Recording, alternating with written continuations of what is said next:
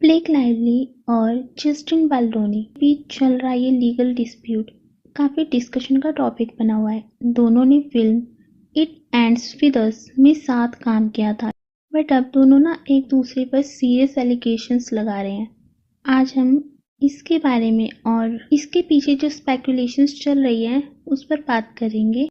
तो everyone, welcome to informative buzz.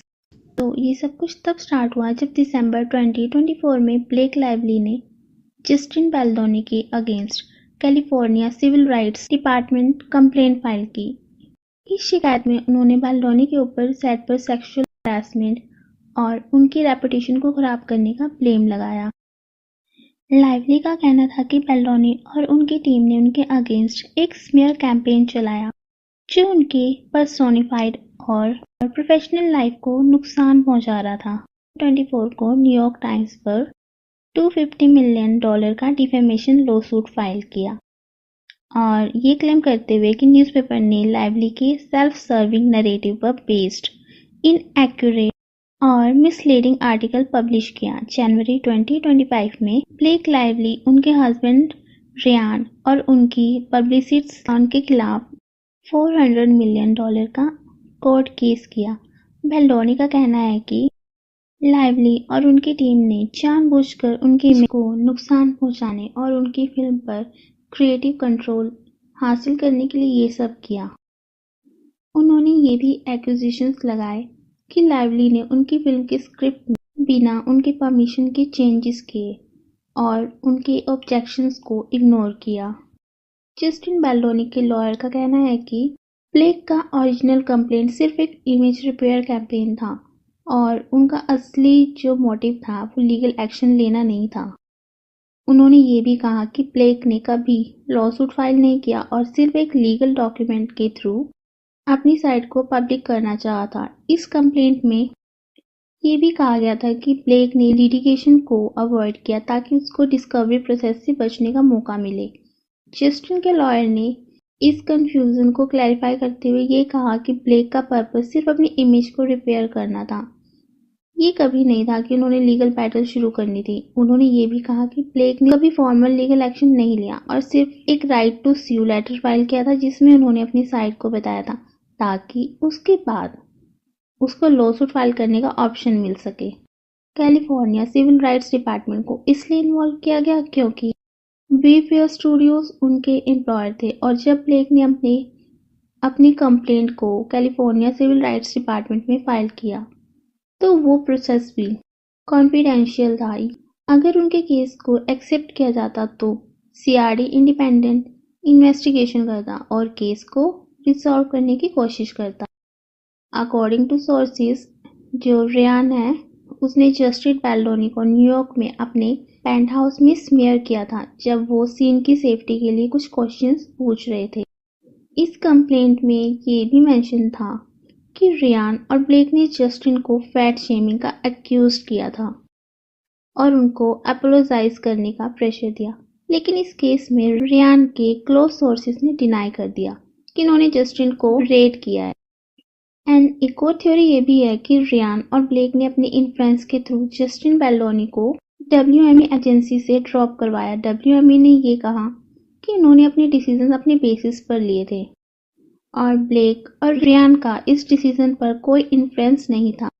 But कुछ लोग अब ये भी स्पेकुलेट कर रहे हैं कि स्टेफनी जॉन्स, जो जस्टिन की पुरानी PR फॉर्म में थी, उसका रोल हो सकता है इस सिचुएशन में क्योंकि उसके हस्बैंड का कनेक्शन WME से था। ब्लेक ने ना जस्टिन पर ब्रेस्ट फीडिंग के टाइम ट्रेलर में आके एक्सपोज करने का एक्यूजेशन लगाया था। डेडपूल में नाइसपूल ने लेडी पूल के बॉडी के बारे में जो कहा उससे कोर्ट केस रेफर किया गया जिसमें ब्लेक ने जस्टिन पर बॉडी शेमिंग का इल्जाम लगाया था जब उन्होंने ब्लेक के वेट के बारे में एक सीन के लिए बात की थी जबकि रियलिटी कुछ हो रही थी। जस्टिन के बैक में पेन था और ज्यादा वेट वो कैरी नहीं कर सकते थे एंड फॉर हिज बॉडी वो कंसर्न थे। That's it. और अगर कोई अपने हेल्थ के बारे में सोच रहा था तो इसमें गलत क्या है। जॉन्स ने भी जस्टिन बाल्डोनी के अगेंस्ट केस फाइल किया और उनके हस्बैंड जेसन हॉर्स WME के पार्टनर है। ये थ्योरी यही सजेस्ट करती है कि स्टेफनी ने जेनिफर एल को अपने क्लाइंट स्टील करने के लिए ब्लेम किया था। जिसका रिवेंज हो सकता है। बेल्डोनी के केस में ये भी कहा गया कि रियान ने भी इस पूरे मामले में लाइवली का साथ दिया। बेल्डोनी का आरोप है कि रियान ने भी इस पूरे मामले में लाइवली का साथ दिया। बेल्डोनी का आरोप है कि रेनॉल्ड्स ने उनके टैलेंट एजेंसी WME पर दबाव डाला कि वो बेल्डोनी को अपने क्लाइंट लिस्ट से हटा दे, बट WME ने इस बात से इनकार किया कि रेनॉल्ड्स ने उन पर कोई प्रेशर नहीं डाला था। अब दोनों साइड्स अपने अपने एक्विजिशंस को लेकर लॉ एंड ऑर्डर फाइट लड़ रहे हैं। बेल्डोनी ने कहा है कि उनके पास ऐसे प्रूफ हैं जो शो करते हैं कि लाइवली और उनकी टीम ने उनके अगेंस्ट 4 एक्विजिशन लगाए थे। दूसरी तरफ लाइवली के लॉयर ने बेल्डोनी के केस को डिप्रेसिंग और फेल होने वाला बताया। ये कंट्रोवर्सी अब भी चल रही है और दोनों पार्टी अपने अपने स्टैंड पर परसिस्ट है। बेल्डोनी के लॉयर सिर्फ ब्लेक लाइवली के अगेंस्ट लॉ सूट के लिए रिसिप्ट के साथ नहीं आ रहे हैं, बल्कि उन्होंने एक लूप होल भी ढूंढ लिया जो शो करता है कि रियान ने कुछ ऐसे डिटेल्स के साथ ब्लेक का केस मोड़ दिया जो किसी ने सोचा भी नहीं था। ब्लेक लाइवली और जस्टिन बेल्डोनी का लॉसूट लोगों को एक पार्टी से दूसरी पार्टी की तरफ शिफ्ट कर रहा है। एंड जब से नए क्लेम सामने आए हैं ना, तब से ये सब चेंजेस स्टार्ट हुए हैं। एंड ये स्टार्ट कब से हुआ, जब ब्लेक के ओल्ड वीडियोस उनके कलीग्स के साथ बदतमीजी दिखाते हुए वायरल हुए थे। सबने देखा कि उन्होंने कैसे काम किया। ब्लेक के इंटरव्यूज के सबूत मिलने के बाद सब ब्लेक को ही इस ड्रामा के लिए जिम्मेदार मान रहे थे, बिकॉज जस्टिन एक नॉन ट्रबलसम पर्सन के रूप में जाने जाते हैं। जब लगा कि सब कुछ नॉर्मल हो गया है, ब्लेक ने ऐसे शॉकिंग डिटेल्स रिवील किए जो जस्टिन बेल्डोनी पर एलिगेशंस लगाते हैं। न्यूयॉर्क टाइम्स ने एक डिटेल आर्टिकल पब्लिश किया जिसमें जस्टिन पर ब्लेक को सेट पर मिसकंडक्ट का इल्जाम लगाया गया। ये भी कहा गया कि जस्टिन ने एक क्राइसिस मैनेजर हायर किया था ब्लेक के अगेंस्ट स्मीयर कैंपेन चलाने के लिए।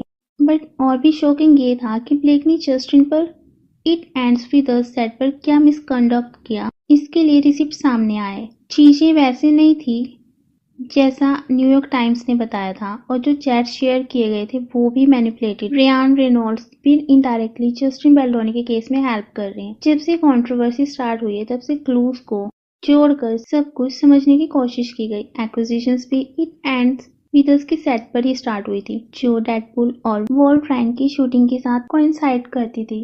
2024 की सबसे बड़ी फिल्म्स में से एक होने के बाद डेडपूल फिर से न्यूज में आया, बट इस बार एक प्लीजेंट रीजन के लिए नहीं। जस्टिन के लॉयर ने इस केस को स्ट्रॉन्ग बनाने के लिए सभी फैक्ट और क्लेम्स को कलेक्ट कर लिया है। नाइसफुल के कमेंट्स कोर्ट में एक बड़ा इशू बन सकते हैं। ये सब चीजें 2024 के इवेंट्स और it ends with us and Deadpool के रिलीज डेट्स के बीच में जो पैरेलल्स हैं उनको हाईलाइट कर रही है। जस्टिन को ब्लेक और रियान के कंट्रोल के नीचे कैसे रखा गया और कैसे उन्होंने जस्टिन के अगेंस्ट पावर गेम खेली, ये सब चीजें अब सामने आ रही हैं। रियान ने जस्टिन की लाइफ को सेट पर और सेट के बाहर मिजरेबल बनाने में कोई भी कसर नहीं छोड़ी। अब ये देखना होगा कि ब्लेक का केस कोर्ट में क्या डायरेक्शन लेता है। सो या दैट्स फॉर टुडेज वीडियो। आपके क्या थॉट्स हैं ब्लेक एंड जस्टिन केस के बारे में, कमेंट सेक्शन में जरूर बताना। और वीडियो पसंद आई हो तो लाइक कर देना, और ऐसे ही इंटरेस्टिंग वीडियोस के लिए चैनल सब्सक्राइब करना मत भूलना। मिलते हैं नेक्स्ट वीडियो में। Till then take care.